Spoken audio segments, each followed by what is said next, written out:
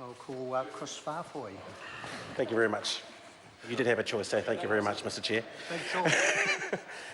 Look, I do want to take the opportunity to respond to a number of the submissions made across the House to clause 38 around insulation. The last speaker to make a contribution said that this bill was practical.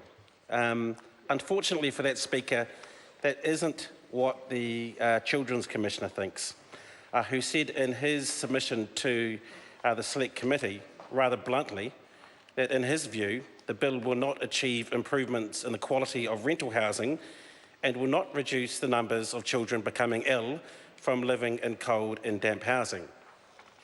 I think the Commissioner of Children might know a thing or two about keeping children safe and healthy.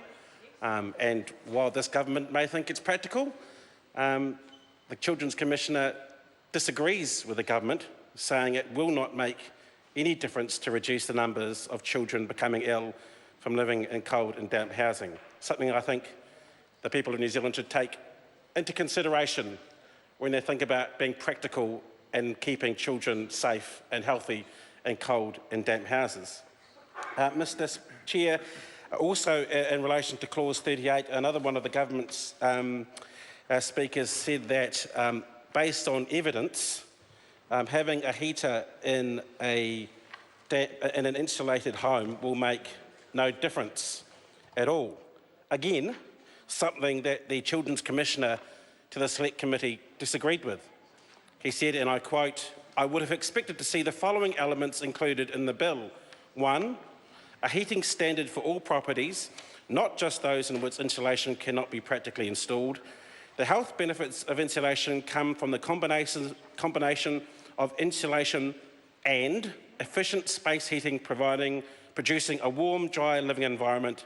It is well known that children, especially very young children, suffer significant adverse health impacts from living in unheated environments."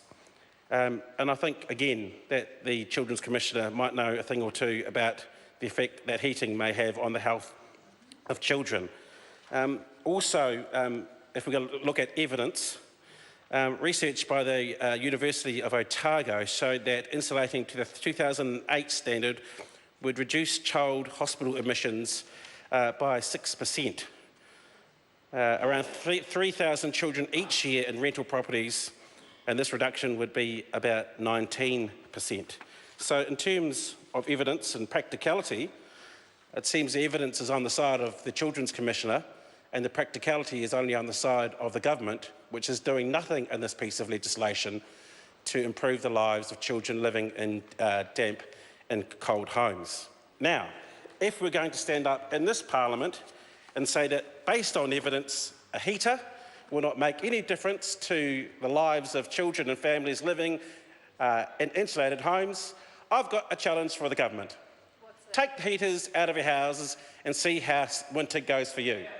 See how winter goes for you, because that's the reality of many of the people whose lives and families and children we're trying to make better here. So if we're going to look at being evidence-based, go and live in your insulated houses, I'm assuming, without a heater for winter, and see how winter goes for you. David Shearer. Thank you, Mr. Chair.